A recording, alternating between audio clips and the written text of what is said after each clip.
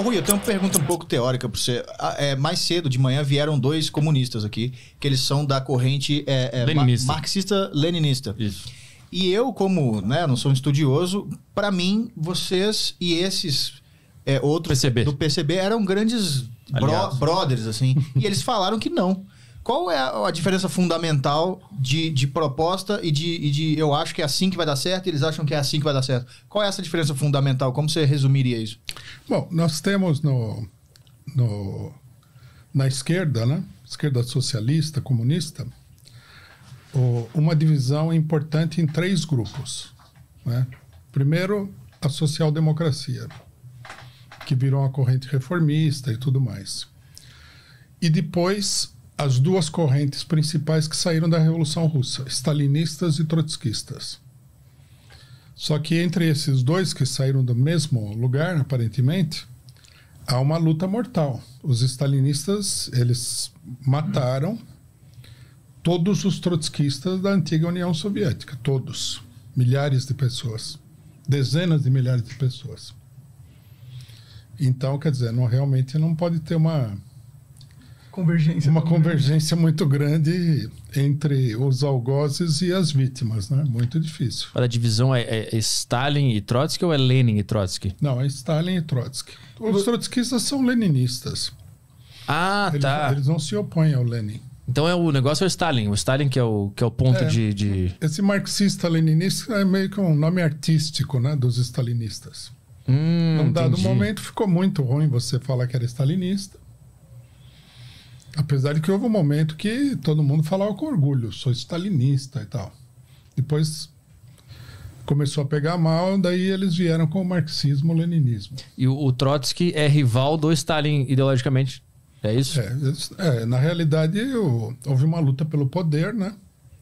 Dentro da antiga União Soviética e o Stalin saiu vitorioso e eliminou uma boa parte do pessoal que tinha feito a revolução. Mas é uma questão só de luta pelo poder ou tem uma diferença fundamental? Não, tem diferença de programa, tudo. Qual que é a diferença? A diferença fundamental na época eram 2 questões. Era uma questão só, na realidade, que é a concepção da revolução. Né? Como é que vai se dar o processo revolucionário? Então, os trotskistas são partidários da teoria da revolução permanente. Que significa o seguinte, que se você tem um país que é um país muito atrasado, e como é o caso do Brasil, que não é muito, mas é atrasado, você tem uma série de tarefas históricas que deveriam corresponder à burguesia fazer, como ela fez nos Estados Unidos. Reforma agrária, né?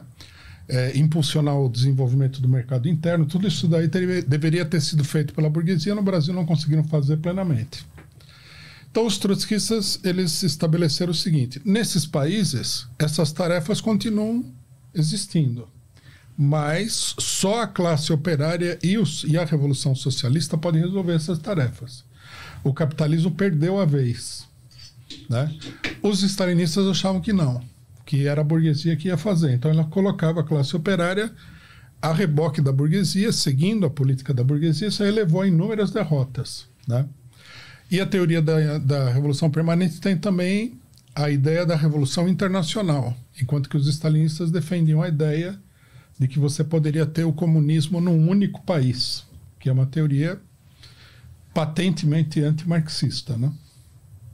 Quer dizer, é uma divergência bem importante. Entendi. Complicado, né? Muito confuso, né? Toda essa história do comunismo. É muita complexidade. Mas isso daí tem um debate muito grande, né? Um debate muito grande com grandes intelectuais, né? E qual é o ponto os caras não gostam muito essa ala do PCB, não gosta do PCO nem do PSTU. Aí a divisão vem do Stalin pro Trotsky, né? Eles são mais Trotsky, vocês são mais... O PCO é Trotsky e eles são de Stalin. Entendi. Entendeu? Eles são do Stalin. E aí tem essa divisão entre eles, que aí eles não se entendem muito bem. Eles não vão admitir que eles são stalinistas, porque é muito mal visto hoje em dia. Pode crer. O Stalin parece um nome tipo Hitler. Tá? Exato. Tem um peso... Não é o mesmo, né? Mas é assim... É pesado. É um peso tipo, um cara que matou muita gente, tá ligado? Matou mesmo. E ele o Stalin é um filho da puta mesmo? Foi. O Trotsky falou, coveiro da Revolução Russa, né? Eu acho que todo mundo que mata centenas de milhares de pessoas é meio filho da puta, que eles dizem que isso é mentira, né? Que o Stalin não matou nada. Não é mentira nada. Que ele matou a oposição dentro do partido, né? Tem essa história. Ele matou quase todas as pessoas que participaram da Revolução. Pra ele ficar se manter no poder e não ter ninguém. Mas é aquele papo que quando ele morreu, a oposição tomou conta, então ele não matou ninguém porque eles estavam lá. Não era uma oposição. Quem tomou conta eram as pessoas que trabalhavam com ele. O problema é que Stalin era uma figura muito aterrorizante, né? Um escritor soviético muito importante, que escreveu o Dr. Zhivago, ele disse o seguinte, que ele comentou com um outro escritor, quando eles estavam saindo de um jantar com Stalin. Toda vez que eu saio desse jantar, eu respiro aliviado de continuar vivo. Caralho. Parece então, na época, já existia essa aura ao redor do Stalin de tem que ter medo desse cara. Não, era uma coisa monstruosa.